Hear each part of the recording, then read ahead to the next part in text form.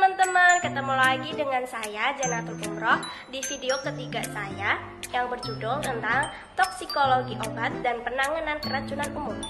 Sebelum ke materinya, kalian jangan lupa subscribe, like, komen, dan share ke teman-teman kalian.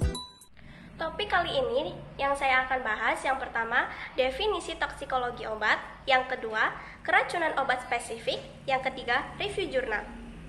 Selanjutnya ada definisi toksikologi obat. Di sini ada beberapa pengertian. Yang pertama ada toksisitas, merupakan relatif yang biasa dipergunakan dalam memperbandingkan satu zat kimia dengan lainnya. Adalah biasa untuk mengatakan bahwa satu zat kimia lebih toksik daripada zat kimia lain.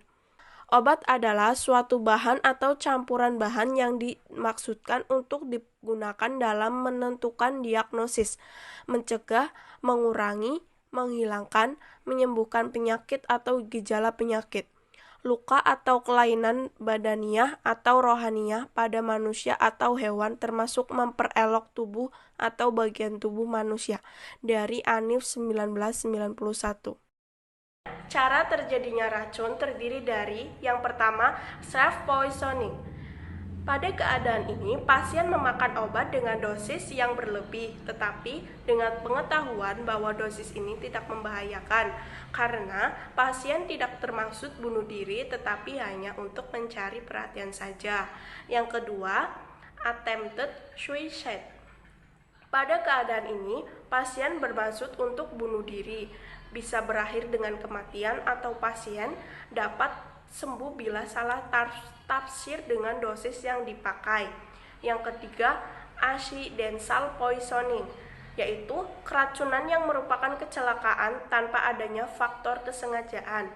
Yang keempat, homicidical poisoning, yaitu keracunan akibat tindakan kriminal, yaitu seseorang dengan sengaja meracuni orang lain. Selanjutnya, mulai waktu terjadi. Di sini ada keracunan kronik dan keracunan akut.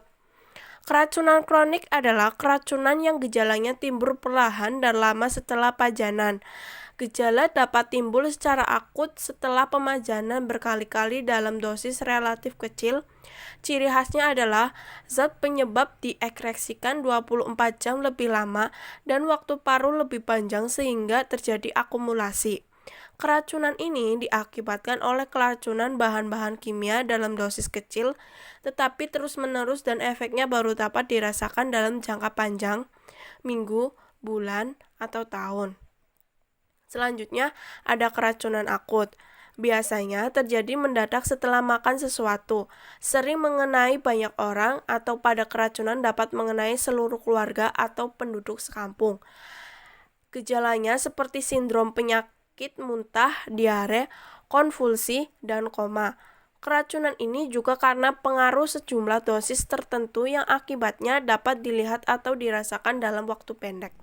Selanjutnya, saluran bahan kimia atau zat beracun yang masuk ke dalam tubuh. Yang pertama, bisa melalui mulut, yang kedua, bisa melalui kulit, yang ketiga, bisa melalui pernapasan, yang keempat, bisa melalui suntikan, yang kelima, dubur. Selanjutnya, keracunan obat spesifik. Di sini saya mengambil obat acetaminophen dengan efek toksik keracunan akut. Yang pertama, bila terjadi dalam 2-24 jam setelah paparan akan terjadi mual, muntah, diapaurosis, pucat, dan depresi SSP. Yang kedua, bila sudah 24-48 jam akan terjadi tanda-tanda hepatotoksik, nyeri, abdomen bruk, atau hematomegali ringan. Yang ketiga, protrombin time memanjang. Yang keempat, bilirubin serum meningkat. Yang kelima, aktivitas transaminase meningkat. Yang keenam, gangguan fungsi ginjal. Selanjutnya, keracunan berat. Terjadi gagal hati dan ensefalopati. Yang pertama, protrombin time memanjang kurang dari 2 kali. Yang kedua, bilirubin serum kurang dari 4 mg per dl. Yang ketiga, pH lebih dari 7-3. Yang keempat, kreatinin serum kurang dari 3,3. Selanjutnya, keracunan kronik. Sama seperti dengan keracunan akut, namun pada penderita alkoholik dapat sekaligus terjadi insufiensi hati dan ginjal yang berat, disertai dehidrasi, iksterus, koagulasi, hipoglikemik, dan ATN. Terapi yang dilakukan yang pertama, bila keracunan terjadi dalam 4 jam setelah overdosis, diberikan karbon aktif. Yang kedua, keracunan dalam 8-10 jam setelah minum obat tersebut diberikan yang pertama antidot, yang kedua antiemetik, yang ketiga harus dilakukan monitoring fungsi hati dan ginjal. Yang keempat, pada keracunan berat sekali dilakukan transplantasi hati. Selanjutnya, review jurnal. Di sini saya mengambil jurnal yang berjudul Toksikologi Pestisida dan Penanganan Akibat Keracunan Pestisida dari Mariana Raini. Selanjutnya, abstrak. Petani mendapatkan banyak makanan dari pestisida yang digunakan dalam memberantas dan mengendalikan hama. Namun, penggunaan pestisida yang tidak tepat dapat menyebabkan keracunan. Beberapa faktor yang menentukan kesesuaian penggunaan pestisida adalah pengetahuan, sikap, dan perilaku pengguna pestisida, penggunaan alat pelindung, dan kurangnya informasi tentang risiko penggunaan pestisida. Artikel ini dengan sengaja menjelaskan informasi tentang toksikologi pestisida, tanda dan gejala keracunan, nasib pestisida dalam tubuh manusia, pengobatan keracunan, dan cara menyiapkan pestisida. Pendahuluan. Pestisida adalah zat untuk membunuh atau mengendalikan hama. Beberapa jenis hama yang paling sering ditemukan adalah serangga dan beberapa di antaranya sebagai vektor penyakit. Penyakit-penyakit yang penularannya melalui vektor antara lain malaria, onkosersiasis, filariasis, demam kuning, rickettsia, meningitis, tifus, dan pes. Insektisida membantu mengendalikan penularan penyakit-penyakit ini. Serangga juga dapat merusak berbagai tumbuhan dan hasil panen. Selain gangguan serangga, gangguan yang amat penting bagi petani adalah rumput liar. Herbisida dapat dipergunakan untuk mengatasi gangguan ini. Pestisida juga telah dikembangkan untuk mengendalikan hama lain, misalnya jamur atau fungisida dan hewan pengerat atau rodentisida. Beberapa produk pestisida rumah tangga juga tersedia untuk mengendalikan hama pengganggu di rumah, misalnya lalat dan nyamuk. Penggunaan pestisida yang tidak tepat dapat memberikan akibat samping keracunan. Ada beberapa faktor yang mempengaruhi ketidaktepatan penggunaan pestisida, antara lain tingkat pengetahuan atau sikap perilaku penggunaan pestisida, penggunaan alat pelindung, serta kurangnya informasi yang berkaitan dengan risiko penggunaan pestisida. Selain itu, petani lebih banyak mendapat informasi mengenai pestisida dari petugas pabrik pembuat pestisida dibanding petugas kesehatan. Selanjutnya, penggolongan pestisida. Di sini ada 5 golongan pestisida. Yang pertama, insektisida, yang kedua, herbisida, yang ketiga, fungisida, yang keempat, rodentisid, yang kelima, fumigan. Masuk pestisida. Pestisida dapat masuk ke dalam tubuh melalui kulit atau dermal, pernapasan atau inhalasi, dan mulut atau oral. Pestisida akan segera diabsorpsi jika kontak melalui kulit atau mata. Absorpsi ini akan terus berlangsung selama pestisida masih ada pada kulit. Kecepatan absorpsi berbeda pada tiap bagian tubuh. Perpindahan residu pestisida dan suatu bagian tubuh ke bagian lain sangat mudah. Jika hal ini terjadi, maka akan menambah potensi keracunan. Residu dapat pindah dari tangan ke dahi yang berkeringat atau daerah genital. Pada daerah ini, kecepatan absorpsi yang sangat tinggi sehingga dapat berlebih berbahaya daripada tertelan. Paparan melalui oral dapat berakibat serius, luka berat, atau bahkan kematian jika tertelan. Pestisida dapat tertelan karena kecelakaan, kelalaian, atau dengan sengaja. Selanjutnya, keracunan dan toksisitas pestisida. Keracunan pestisida terjadi bila ada bahan pestisida yang mengenai dan atau masuk ke dalam tubuh dalam jumlah tertentu. Ada beberapa faktor yang dapat mempengaruhi keracunan pestisida antara lain. Yang pertama ada dosis. Dosis pestisida berpengaruh langsung dengan terhadap bahaya keracunan pestisida. Karena itu, dalam melakukan pencampuran pestisida untuk penyemprotan petani, hendaknya memperhatikan takaran atau dosis yang tertera pada label. Dosis atau takaran yang melebihi aturan akan membahayakan penyemprot itu sendiri. Yang kedua, ada toksisitas senyawa pestisida. Kesanggupan pestisida untuk membunuh sasarannya maka rendah nilai LD50 atau LC50, maka makin toksis pestisida tersebut. Ada jangka atau lamanya terpapar pestisida. Paparan yang berlangsung terus-menerus lebih berbahaya daripada paparan yang terpurus-purus pada waktu yang sama. Jadi, pemaparan yang telah lewat perlu diperhatikan bila terjadi risiko pemaparan baru.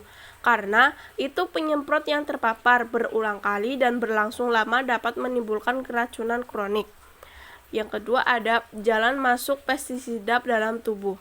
Keracunan akut atau kronik akibat kontak dengan pestisida dapat melalui mulut, penyerapan melalui kulit, dan saluran pernapasan.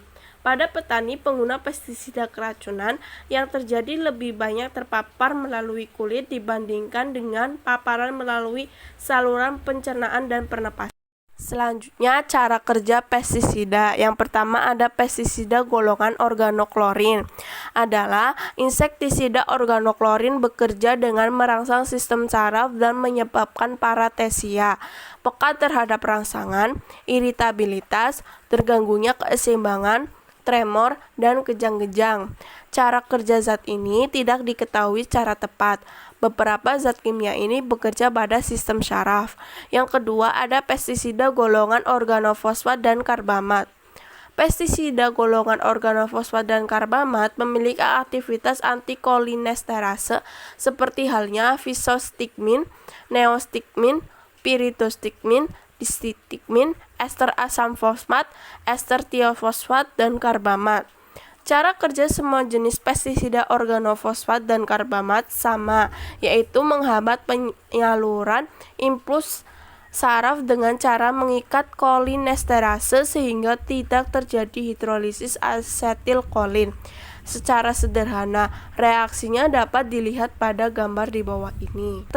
Selanjutnya, klasifikasi pestisida berdasarkan toksisitasnya. Di sini bisa dilihat klasifikasinya. Sangat berbahaya sekali, sangat berbahaya, berbahaya, dan cukup berbahaya. Nah, LD50 untuk tikus mg per kilogram, oral, dermal, padat, cair. Nah, sangat berbahaya sekali itu kurang dari 5, yaitu yang padatnya, yang cairnya kurang dari 20, yang padat dari dermal itu kurang dari 10, yang cair dari dermal kurang dari 40. Sangat berbahaya yang oral 5-50, yang cair 20-200, yang dermal padat 10-100, yang cair 40-400. Yang berbahaya yang oral, yang padat 50-500, yang cair 200-2000, yang dermal padatnya 100 kurang sampai 1000, yang cair 400-4000. Selanjutnya yang cukup berbahaya yaitu oral, padatnya itu lebih dari 500, cairnya itu lebih dari 2000, yang dermal padatnya itu lebih dari 1000, yang cair lebih dari 4000. Nah, di sini bisa dilihat gambar dari reaksi pengikatan kolinesterase dengan pestisida organofosfat. Yang pertama asetekolin ke kolin plus asam asetat. Nah, di situ ada kolinesterase ke organofosfat. Selanjutnya ada penanganan keracunan pestisida setiap orang yang pekerjanya sering berhubungan dengan pestisida seperti petani, buruh penyemprot, dan lain-lain. harus mengenali gejala dan tanda keracunan pestisida dengan baik. Tindakan pencegahan lebih baik dilakukan untuk menghindari keracunan. Setiap orang yang berhubungan dengan pestisida harus memperhatikan hal-hal berikut.